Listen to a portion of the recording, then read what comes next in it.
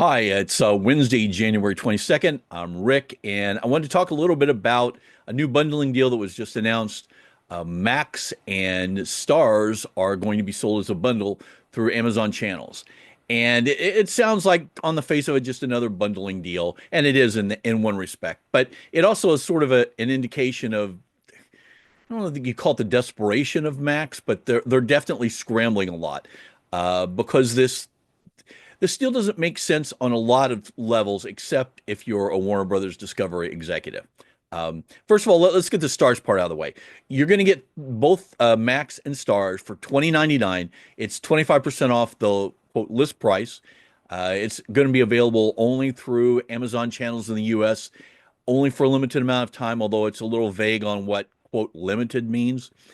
But for Stars, it makes a lot of sense because they have a couple of issues that they're really struggling with. One of which is they're a small streamer, small independent streamer. They don't have a huge subscriber base. Their churn rate is at the top of the industry pretty consistently.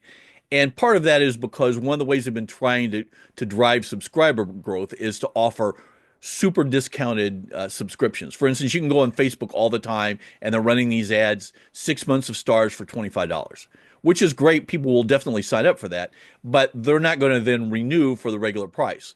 And just hence the giant churn. So for Stars, this is great because, they don't have to pay for marketing this package. They're getting, yes, a discounted rate, but it's probably still better than they're getting offering a 6 months for $25 deal.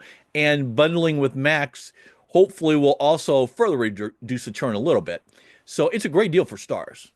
Now, what about for Max? Okay, so Max is an interesting situation because they're trying to do two things simultaneously. All right, Warner Brothers Discovery, their executives, probably about a year ago, it changed so that their compensation is based on free cash flow. Essentially, the cash that they're throwing out of the country, their cash that they're throwing off of the company. Oh man, it's been a long day. But they're trying to also boost their stock price. And to do that, they need the subscribers to keep growing. And they've been struggling with that as well. So this deal accomplishes a couple of things. Number one, it's going to increase the subscriber numbers by some amount. It's really hard to figure until we see it play out how this is going to affect it, but it's going to add some subscribers. Um, it's going to do it once again. It's not going to be a marketing expense for Max. It's interesting because the deal offers a ad-free version of Max, not the ad-supported version, which you usually see in these bundles. I suspect part of that is because it's being bundled with Stars, which is ad-free. But I also have another suspicion. Um, if you're an executive at Warner Brothers Discovery, you want obviously to add the subscriber numbers, but you also want to generate more cash. And one way of doing it is deals like this, which will give subscribers a higher priced ad-free Max. You're not given the ad-free option, which may generate more money for the company long term, but that won't help if you're an executive trying to hit a metric so that you can make bonuses. So this allows uh, Warner Brothers Discovery executives to add subscriber numbers, generate cash that they wouldn't have normally had, and not have to put out more marketing money.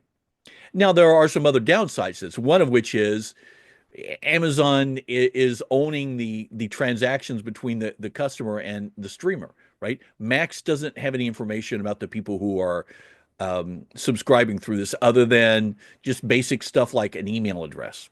It's less of an issue for Stars because they don't have a lot of other transactional businesses that they're trying to build.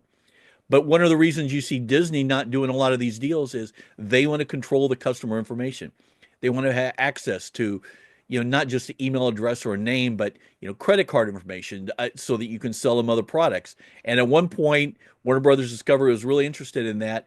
They bailed out of that pretty quickly. And now they're running in this situation where, yes, they're getting subscribers, but they're subscribers at a discount. They're subscribers that they don't have information for. And in the long term, it makes them less valuable. The thing is, honestly, the Warner Brothers Discovery CEO David Zaslav, his other top executives, they're not really looking at this long term. I think it's really unlikely that the company is going to get sold off, but that's what they're thinking. John Malone, who's the sort of lead investor advisor for Warner Brothers Discovery, he is completely convinced that they can, at the very least, spin off some of these parts of the company in order to make some extra money. And everything's being designed to do that. I think it's a really dumb move if you're looking at the company long term. I think it leads you to make some decisions that you're going to regret 2, 3, 4 years down the road. But honestly, I don't think they care about that. It's interesting. It's an interesting deal just because there's a lot of permutations to any of these bundling ideas. And it's important to keep that stuff in mind when you're looking at it, not just, oh, is this going to bring some subscribers in? But what does this mean for the company in general? What's this mean for the streamer specifically? What's is this going to actually increase the strength in the marketplace? Is it going to make him a more viable business, or is it just a way to sort of patch over things and get through another 6 months? That's it for now. I will see you guys later. Thanks as always. Shoot me an email if you have a question, and I will talk to you soon. Thanks.